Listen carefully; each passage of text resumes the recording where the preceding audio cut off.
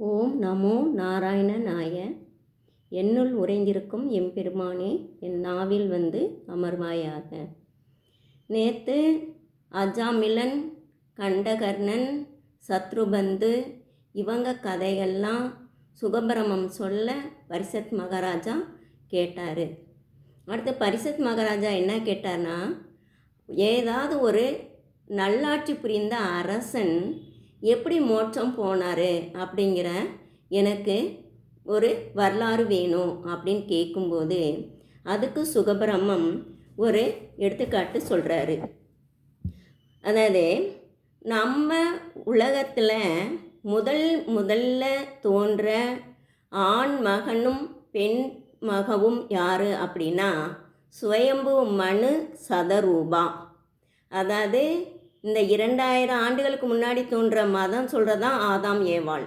ஆனால் நம்ம எத்தனையோ லட்சக்கணக்கான கோடிக்கணக்கான ஆண்டுகளுக்கு முன்னாடி நம்மளுடைய சனாதன தர்மம் சொல்லப்பட்டது, நம்ம பாவத கதைகளை சொன்னது சுயம்பு மனு சதரூபா. ஆண் வந்து சுயம்பு மனு, பெண் வந்து சதரூபா. இவங்களாத்தான் பிரம்மன் முதல்ல உருவாக்கி இவங்க மூலமாக தான் பாப்புலேஷனை உருவாக்குனார். இந்த சுயம்பு மனு சதரூபாக்கு 2 ஆண் பிள்ளைகள். ஒன்று வந்து உத்தானபாதன், அடுத்து பிரியவிரதன். இப்போ இந்த பிரியவிரதனுடைய வாரிசுகளை மட்டும் இன்றைக்கி பார்க்கலாம், நாளைக்கு உத்தானபாதனை பார்க்கலாம். அதாவது நம்ம தான் சின்ன சின்ன கதைகளாக சொல்லிக்கிருக்கோம். ஆனால் பரிசத் மகாராஜாவுக்கு சிரிங்கிங்கிறவன் கொடுத்த சாபம் 7 நாள் தான். அப்போ அந்த 7 நாளுக்குள்ள எல்லா கதைகளையும் கேட்டு கிருஷ்ண லீலைகள், கிருஷ்ண அவதாரம், ருக்மிணி கல்யாணம் அனைத்தையும் கேட்டு அந்த பரிசத் மகாராஜா தன்னுடைய ஆத்மாவை சுத்தப்படுத்திக்கிட்டாரு. அப்போ 7 நாளும் இரவும் பகலும் அனைத்து 24 மணி நேரமும் உபதேசம் நடந்திருக்கு. நம்ம தான் சின்ன சின்ன கதைகளாக கொண்டு போகிறோம். அப்போ சுகபிரமம் வந்து 7 நாளுமே ஒரே இடத்துலையே உட்காந்து பரிசத் மகாராஜாவுக்கு உபதேசம் பண்ணியிருக்காரு. இப்போ இன்றைக்கி வந்து நம்ம இப்போ என்ன பண்ணோம், சுயம்பு மனு சதரூபான்னு பார்த்துருக்கோம். அவங்களுக்கு 2 ஆண் பிள்ளைகள், ஒன்று வந்து உத்தானபாதன், இன்னொன்று பிரியம்பிரதன். இந்த பிரியம்பிரதனுக்கு அக்னிதாரன் அப்படின்னு ஒரு மகன். அதாவது குறைந்தது நம்ம 5 வாரிசுகளை 5 தலைமுறைகளை சொல்லிட்டு வரோம். சுகபிரமமும் எப்படி 5வது தலைமுறைனா வசிட்டர், சக்தி, பராசரர், வியாசர், அடுத்து சுகபிரமம், இந்த 5 தலைமுறைகளை சொல்லியிருக்கோம். இப்போ நம்ம பிரியம்பிரதன், அக்னிதாரன், அக்னிதாரனுடைய மகன் நாபி. இந்த நாபி வந்து விஷ்ணுவை நோக்கி தவம் இருக்கிறான். அப்போ விஷ்ணு வந்து நேராக வந்து என்ன வரம் வேணும்னு கேட்கும்போது அப்போ நாபி சொல்கிறாப்புல, உன்னை மாதிரி குழந்த வேணும், உன்னை மாதிரி குழந்த வேணும்னு கேட்குறாப்புல. அப்போ விஷ்ணு சொல்கிறாப்புல, என்னை மாதிரி இன்னும் இந்த அண்ட சராசரங்களில் ஒரு குழந்தை கிடையாது, என்னுடைய அம்சமாக ஒரு குழந்தைய உனக்கு கொடுக்குறேன். அதாவது முழு அவதாரம் கிடையாது, என்னுடைய அம்சமாக ஒரு குழந்தைய கொடுக்குறேன் அப்படின்றாப்புல. அப்போ அந்த நாபிக்கு ரிஷப யோகேஸ்வரர் அப்படிங்கிற ஒரு குழந்தை. இந்த ரிஷப யோகேஸ்வரர் வந்து விஷ்ணுனுடைய ஒரு அம்சம்தான். இவருக்கு வந்து அதாவது இந்திரனுடைய மகளான ஜெயந்தியை கல்யாணம் பண்ணுறாரு இந்த ரிஷப யோகேஸ்வரர். இந்த ரிஷப யோகேஸ்வரருக்கும் ஜெயந்திக்கும் பிறந்த குழந்தை பரதன். அதாவது ரிஷப யோகேஸ்வரருக்கும் ஜெயந்திக்கும் நிறைய குழந்தைங்க, அதில் தலைமகன் பரதன். இந்த தலைமகன் பரதன் ஆண்ட பூமி தான் நம்மளுடைய பாரத தேசம். இந்த பரதன் ஆண்டதுனால தான் நம்மளுடைய பூமியை பாரத தேசம்னே நம்ம சொல்கிறோம். மொத்தம் புகழ்பெற்ற 4 பரதர்கள். அதில் இவர் தான் ஆதி பரதன். அதாவது ரிஷப யோகேஸ்வரருக்கு பிறந்த இந்த தலைமகன் தான் ஆதி பரதன். அடுத்து துஷ்யந்தர் சகுந்தலைக்கு பிறந்த ஒரு பரதன். அடுத்து நம்ம நாட்டிய கலையை சொல்லி கொடுத்த ஒருத்தர் வந்து பரதர். அடுத்து ராமரோட தம்பி பரதன். இந்த 4 பரதர்களில் ஆதி பரதன் ரிஷப யோகேஸ்வரருக்கு பிறந்தவர். இவர் பரதன். இவர் நாட்டை நல்லா ஆண்டிக்கிறாரு. இவருடைய பேரில் தான் நம்ம நாடு வந்து பாரத தேசம் சொல்லுது. இவருக்கு ஒரு குறிப்பிட்ட காலம் வந்தோடனே இவர் வந்து ஆத்ம ஞானம் பெற்று தான் முக்தி அடையணுங்கிற ஆசை வந்துடுது. அப்போ தன்னுடைய குழந்தைக்கு, அதாவது நல்ல பருவ வயது வந்த மூத்த மகனுக்கு பட்டாபிஷேகம் பண்ணிட்டு இவர் வனத்துக்கு வந்துடுறாரு. அந்த வனத்தில் எங்கே வர்றாரு அப்படின்னா, இவர் கண்டகி நதி, இப்போ நேபாளத்தில் பாயக்கூடிய கண்டகி நதிக்கு வர்றாரு. அந்த கண்டகி நதியில் நிறைய ரிஷிகள் முனிவர்கள் ஆசிரமம் அமைத்து அவங்க தவத்தில் இருப்பாங்க. அதில் இவர் வந்த ஆசிரமத்துக்கு புலகர் உடைய ஆசிரமம். புலகருங்கிற ரிஷி தவம் இருந்த ஆசிரமம். அந்த ஆசிரமத்துக்கு இந்த பரதன் வர்றாரு. இவர் இந்த பரதன் அப்போ ஒவ்வொருத்தவங்களுமே நாராயணனை பற்றி நாராயணனை துதிக்கும் போது அவங்களுக்குன்னே ஒரு ஆராதனை பெருமாள் ஒன்று வச்சுக்கிருவாங்க. ஏன்னா தன்னுடைய கவனம் சிதறக்கூடாதுங்கிறனால அந்த ஆராதனை பெருமாளை அந்த ஆசிரமத்துக்கு முன்னாடி தினம் கொண்டு வச்சு அந்த கண்டகி நதியில் இருக்கக்கூடிய எல்லா காய் கனிகள் பூக்கள் துளசி இதெல்லாம் எடுத்து அந்த முன்னாடி அந்த தன்னுடைய ஆராதனை பெருமாளை ஒரு பழையலை வச்சு தன்னுடைய மனசுக்குள்ள ஆத்மாக்குள்ளே இருக்கக்கூடிய பெருமாளை அப்படியே இந்த ஆராதனை பெருமாளுக்கு ஆபாவாகனம் பண்ணுவார். அப்படி பண்ணும்போது தன்னிலை மறந்து நிஷ்டைக்கு போயிடுவார். அப்படி 24 மணி நேரம் பக்தி யோகத்திலேயே இருக்கார். இந்த பரதன் ஒரு தடவை கண்டகி நதிக்கு போகிறப்ப அப்போ அந்த அக்கறையில் ஒரு நிறைமாத கர்ப்பிணியான ஒரு மான், அந்த மான் தண்ணி குடிக்கிறதுக்காக அந்த இதில் நதிக்குள்ளே இறங்க வருது. அப்போ ஒரு கொஞ்சம் தூரத்தில் இருந்தே ஒரு சிங்கம் முழங்குற சத்தம் கேட்குது. அதாவது சிங்கம் முழங்கும் அப்படிங்கிற முழங்கும் தான் நம்ம தமிழ் வார்த்தை, கர்ஜிக்குங்கிறது சமஸ்கிருத வார்த்தை. சிங்கம் முழங்கும் இதை நம்ம ஆண்டாளே 23வது பாசுரத்தில் சொல்லி வச்சுருக்காப்புல, சிங்கம் முழங்கும். அப்போ சிங்கம் நல்ல முழங்குற சத்தம் கேட்டோன்னே இந்த மான் பயந்து அந்த கரையிலேருந்து இந்த கரைக்கு தவுது. இது நிறை மாத கர்ப்பிணியாக வேற இருக்குது. அப்போ அந்த வயிற்றுக்குள்ளே இருக்க மான் குட்டி நழுவி கீழே விழுந்துருது. இந்த மான் கொஞ்சம் தூரம் ஓடி போய் என்ன பண்ணுது, அந்த பயத்தில் அதுக்கு ஓவராக ரத்த போக்கு அது அங்கனக்குள்ளேயே மாண்டு போகுது. இந்த குட்டியை இந்த பரதன் என்ன பண்ணுறாரு, எடுத்து அதை நல்லா தொடச்சிட்டு அதை தான் பிள்ளையாக எடுத்து போய் அந்த தாய் குட்டியை தேடி போகிறாரு. அந்த தாய் மான் செத்து போயிருக்கு. உடனே இந்த குட்டி மானை எடுத்து அதுக்கு ஹரின்னு பேர் வச்சு இவர் தாம் பிள்ளையாகவே வளர்க்குறாரு. அதுக்கு நல்லா பால் கொடுக்க, காய்கள் கொடுக்க, கனிகள் கொடுக்க, இலைதலைகளை கொடுக்க, இப்படியே அதுக்கு வளர அதுவும் இவரோட நல்லா துள்ளி விளாண்டுட்டு வருது. அதாவது எந்த ஒரு ஜீவராசிக்கும் கருணை காட்டணும், பாசம் வைக்கணும், ஆனால் பற்று வைக்கக்கூடாது. பற்று வச்சா நம்ம இந்த பூ உலகத்திலேருந்து வெளியேறுவது கஷ்டம். திரும்ப திரும்ப அந்த பற்றை அனுபவிக்கிறதுக்காண்டியா திரும்ப திரும்ப திரும்ப இந்த பூ உலகத்துக்கு வந்துக்கிட்டே இருப்போம். அதனால தான் நம்மளுடைய ஆச்சாரியர்கள் ஆழ்வார்கள் எல்லாருமே பற்றை அறுத்து விட பரந்தாமா அப்படின்னு பரந்தாமனுடைய காலை பிடிச்சிருக்காங்க. இவருக்கு என்ன ஆயிடுது, அந்த மான் மேலே ஒரு பரிவு பற்று எல்லாமே வந்துடுது. அந்த மானும் நல்லா வளருது, இவருக்கும் வயசாயிடுது. இவரும் மரணப்படுக்கையில் விழுந்துறாரு. அந்த மானை எங்கிட்டலாம் போய் மேய்ஞ்சிட்டு வந்தாலும் அந்த ஆசிரம குடிசைக்குள்ளே வந்துடும். இவர் பக்கத்தில் உட்காந்துரும். இவருக்கு அந்த மரண தருவாய் வரும்போது இவர் என்ன பண்ணுறாரு, ஐயோ நம்ம போயிட்டோம்னா அந்த மானை யாரை காப்பாற்றுவாங்க அப்படின்னு மானு நினைக்கிறாரு. இதுவும் இந்த மானுமே ஒரு பெத்த மகன் தன்னுடைய தந்தை இறக்கும் தருவாயில் எப்படி ஒரு மகன் உற்று பார்த்துக்கிருப்பானோ அது மாதிரி அதுவும் உட்காந்து தலைமாட்டில் உத்து பார்த்துக்கிட்டே இருக்கு. இந்த பரதன் என்ன பண்ணுறாரு, மானை நினச்சிக்கிட்டே மானு நினச்சிக்கிட்டே அப்படி உயிரை விட்டுறாரு. உடனே அப்போ இவர் என்ன ஆகிட்டாரு, அடுத்த பிறவில மானாவே பிறந்துட்டார். நம்ம இறக்கும் தருவாயில் எதை நினச்சிக்கிட்டு எதை வாயால் சொல்லிக்கிட்டு இறக்குறோமோ அதுவாகவே பிறந்துருவோம். அதனால தான் இறக்கும் தருவாயில் நம்ம நாராயணா கோவிந்தா ராமா அப்படின்னு சொல்லிக்கிட்டே இருக்கணும்னா இப்போ இருந்தே ப்ராக்டிஸ் பண்ணிக்கிட்டே இருக்கணும். இதுக்கு நமக்கு வயதெல்லாம் ஒரு பெரிய பிரச்சனையே கிடையாது. என்னைக்கு வாய் திறந்து பேச தெரியுதோ அன்னையிலேருந்து 3 வயசு 4 வயசுலேருந்தே இந்த நாராயண நாமங்களை சொல்லலாம். நம்ம நாராயணனுடைய நாமங்களை சொல்லி நாராயணன் காலை பிடிச்சு பக்தி வைராக்கியம் வர்றதுக்கும் இந்த உலக வாழ்க்கையில் அனுபவிக்கிறதுக்கும் சம்பந்தமே கிடையாது. நம்ம நல்லா அவருடைய துணையோடைய இந்த உலக இல்வாழ்க்கையில் நல்ல சந்தோஷமாக சகல மங்களகரமாக மங்களங்களோடு வாழலாம். அடுத்த பிறவில அது மானா பிறந்துருது. அந்த மானுக்கு ஆனால் இந்த பரதனுடைய பக்தி யோகத்தினால அதுக்கு முற்பிறவி ஞாபகம் அது தேடி இந்த புலகர் ஆசிரமத்துக்கே வந்துடுது. இந்த ஆசிரமத்தினுடைய வாசலே உட்காந்து உறக்கம் இல்லாமல் அப்படியே என்ன பண்ணுது, அந்த கண்டகி நதிலேயே அந்த மான் உடம்பை உடம்பை உதுத்துட்டு அந்த ஆத்மா அடுத்து வெளியேறியது. அடுத்து வந்து இது என்ன பண்ணுறதுன்னா, இந்த ஆத்மா போய் நல்லா படித்த ஆச்சாரமான வேத பண்டிதர்கள் வீட்டில் பிறக்குது. அந்த வேத பண்டிதர்கள் இது 10வது குழந்தையாக பிறக்குது. 9 ஆம்பளை பிள்ளைங்க, இது வந்து 10வது ஆம்பளை பிள்ளை. இதுக்கு அடுத்து ஒரு தங்கச்சியும் இருக்காப்புல. ஆனால் பிறக்கும் போதே இந்த பிறவிலையும் இவருக்கு பரதன் தான் பேர் வைக்கிறாங்க. இந்த பரதன் வந்து நம்ம தேவையில்லாமல் மான் மேலே ஆசை வச்சு பற்று வச்சு இப்போ 3வது பிறவி எடுத்துட்டோம். இன்னுமே நம்ம யார்கிட்டையும் எதுவுமே பேசக்கூடாது. பேசினா கூட மாட்டிக்கிடுவோம். ஏதாவது ஒரு இதில் பேசினா கூட எங்கேயாவது ஒரு இடத்துல நமக்கு பாசம் வர மாதிரி யாராவது ஏற்பாடு பண்ணிடுவாங்க.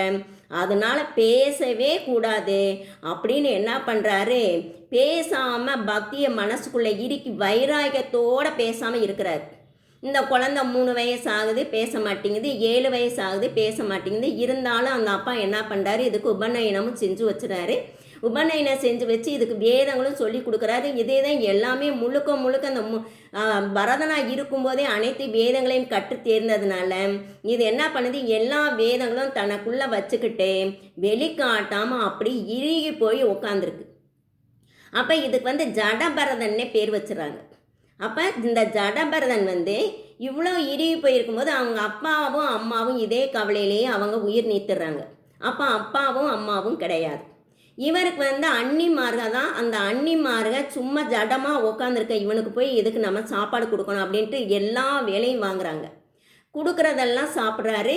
எந்த வேலை சொன்னாலும் அது நாராயணுக்கு செய்கிற சேவையாகவே செய்கிறாரு. தனக்குள்ளே இருக்கக்கூடிய அந்த பரமாத்மாவை பட்னி போடக்கூடாதுங்கிறக்காக எல்லா வேலையும் செஞ்சு அவங்க என்ன கொடுத்தாலும் அந்த பரமாத்மா கொடுக்குறதாவே சாப்பிட்றாரு. இவர் உடம்பு வந்து நல்லா தளன் போஸ் ஆக்கா இருக்கு. அப்போ இந்த அன்னிமார்கள்லாம் என்ன சொல்லிடுறாங்க, தயவு செஞ்சு இவரை போய் நம்ம காட்டில் சோள கொள்ளை இருக்கு, அதற்கு வந்து பராமரிக்கிறதுக்காக அங்கே இருக்க பரனில் கொண்டு போய் உட்கார வச்சுருக்காங்க. இப்படி ஜடமாக இருக்கிற இவனை கண்ணில் பார்த்துக்கிட்டே இருக்க எங்களுக்கு கஷ்டமாக இருக்குது.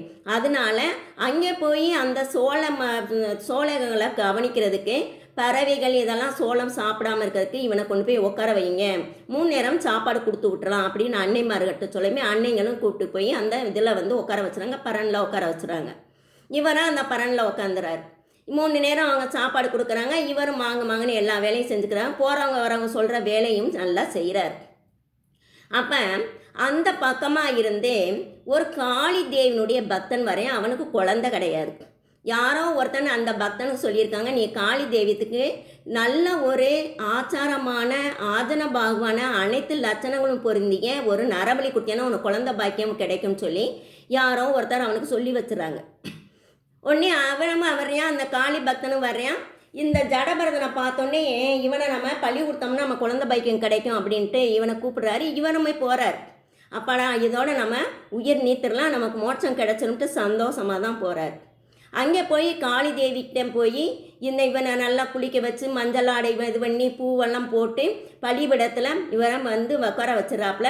இவரும் என்ன பண்ணார், அந்த காளி தேவியை நோக்கி கையெடுத்து நமஸ்காரம் பண்ணுறார். தேவியே, உன்கிட்டையும் அந்த பரபிரமன் தான் இருக்காரு, இந்த பலிபிடத்துலேயும் அந்த பரபிரமன் தான் இருக்காரு, எனக்குள்ளேயும் பரபிரமன் தான் இருக்காரு, என்னை கூப்பிட்டு வந்த உன் பக்தன்ட்டையும் பரபிரமன் தான் இருக்காரு, அவன் ஓங்குற அந்த கத்திலையும் பரபிரமன் தான் இருக்காரு அப்படின்னு அந்த பலிபிடத்தில் கழுத்தை வச்சு கண்ணை மூடுறாரு.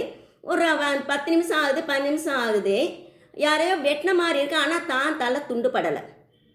அப்போ முடிச்சு பார்க்கும்போதே அந்த காளி தேவியே உருக்கொண்டு வெளியே வந்து, ஏன்னா ஒரு பரம பக்தனை, ஒரு நாராயண பக்தனை கொண்டு வந்து எனக்கு நீ பலி கொடுக்க போறியா அப்படின்னு அந்த அம்மாவே வந்து அந்த நரபலி கொடுக்கணும்னு கூட்டு வந்தவன் கையில் இருக்க வாழை பிடிங்கி அவனை வெட்டிடுறாப்புல. உடனே இந்த ஜடபரதர் என்ன நினைக்கிறாரு, ஓ இது நாராயணோட செயல் தான், அப்போ இன்னும் நம்ம கொஞ்சம் காலம் இந்த பூலகத்தில் இருக்கணும் அப்படின்ட்டு கோயிலுக்கு வெளியே வந்து நிற்கிறான். அப்படி நிற்கும்போது இங்கே சிந்து சௌமீரம் அப்படிங்கிற, அதாவது ஏறக்குறைய இந்த பஞ்சாப் இந்த ஏரியாலாம் ஆண்ட மன்னனாக இருக்கும். அந்த மன்னன் பேர் ரகுகணன். அந்த மன்னனுக்கு என்ன திடீர்னு நம்ம யார், நம்ம ஏன் இந்த பூலோகத்துக்கு வந்தோம், நம்மளுடைய ஆத்மானா என்னமோ சொல்கிறாங்க, பரமாத்மானா என்னமோ சொல்கிறாங்க. அப்போ இந்த ஜீவாத்மாக்கும் பரமாத்மாக்கும் என்ன தொடர்பு, இதை பற்றி கேட்கணும்னு சொல்லி அங்கே தன்னுடைய குலகுருவிட்ட கேட்கும்போது அவர் சொல்கிறாரு, கபில முனிவர் அப்படின்னு ஒருத்தர் இருக்காரு, அவர் தன்னுடைய அம்மாவுக்கே உபதேசம் பண்ணவர், அவரும் நாராயணனோட ஒரு அம்சமானவர் தான், அவர்கிட்ட போய் நீங்கள் கேட்டிங்கன்னா உங்களுக்கு தேவையான விளக்கம் கிடைக்கும் அப்படின்னு அவர் சொல்கிறதுனால இந்த ரகுகணன் என்ன பண்ணார், கபில முனிவரை தேடி இந்த பக்கமாக வர்றார். அவரை ஒரு பல்லக்கில் வச்சு 4 பேர் தூக்கிட்டு வராங்க. இந்த கோயில்கிட்ட வரும்போது என்ன ஆகுதுன்னா, அந்த 4 பேரில் ஒருத்தனுக்கு உடம்பு முடியாமல் போயிடுது. உடனே மற்ற 3 பேர் என்ன பண்ணுறாங்க, அந்த உடம்பு முடியாமல் அந்த காளி கோயில் முன்னாடி உட்கார வச்சுட்டு, இவன் நல்ல ஆஜனபாவாக தானே இருக்கான் அப்படின்னு ஜடபரதரை கூப்பிட்டு அவரை தூக்க விடுறாங்க. அவரும் தூக்கிக்கிறாரு. ஓ, இதுவும் நாராயண செயல் தான் அப்படின்னு தூக்குறாரு. தூக்கி அந்த காட்டு வழியாக நடந்து போகும்போது ஒரு எறும்பு வரிசை போகுது.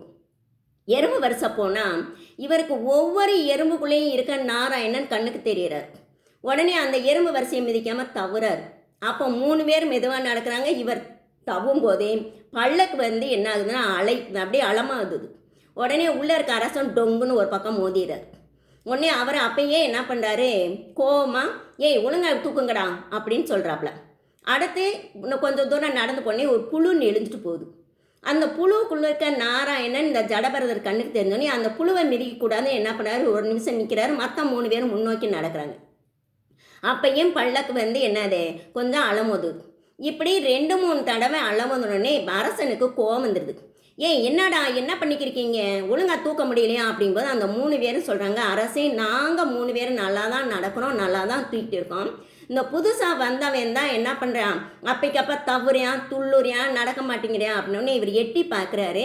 இந்த ஜடபரதர் பலமாக நல்ல தள்ளன்னு ஆஜனபாவாக நிற்கணும் பார்த்தோன்னே அவர் கோவம் வருது.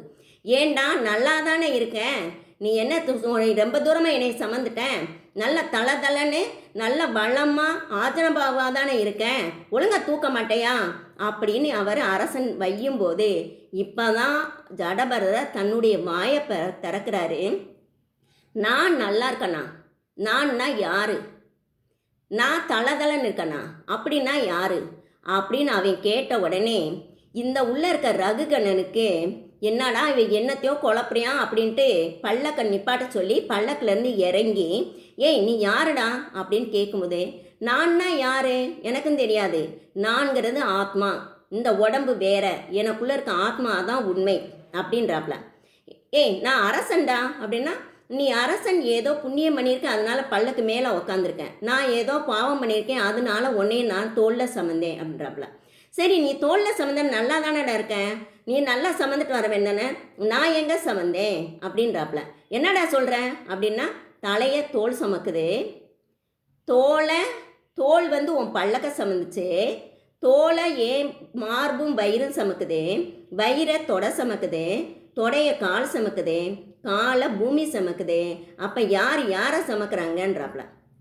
உடனே அப்போ ரகுகணனுக்கு உடனே நீ தாண்டா எனக்கு நல்ல ஒரு குரு, நான் கபிலரை தேடி போன தெய்வம் குறிக்க வந்த மாதிரி நீ தான் எனக்கு உபதேசிக்கணும்னு சொல்லி இந்த ஜடபரதர் காலில் விழுந்து ஆத்மானா என்ன பரமாத்மானா என்ன அப்படின்னு எனக்கு விளக்கு அப்படின்றாப்ல. அப்போ ஜடபரதர் சொல்கிறாரு, ஆத்மா அனைவருக்குள்ளும் இருக்கக்கூடிய ஆத்மா ஒன்றே, இந்த எறும்புக்குள்ளேயும் ஒரே அளவு தான், எனக்குள்ளேயும் ஒரே அளவு தான், உனக்குள்ளேயும் ஒரே அளவு தான், அவங்க சுமந்துக்கு இருக்கிற இந்த உடம்பு மட்டும்தான் வேற. அவங்க செய்த கர்ம வினைகளுக்கு இந்த உடம்பு தான் பாவ புண்ணியங்களை அனுபவிக்குது. ஆத்மா பரிசுத்தமானது, ஆத்மாவுக்குள்ள பரமாத்மா இருக்காரு.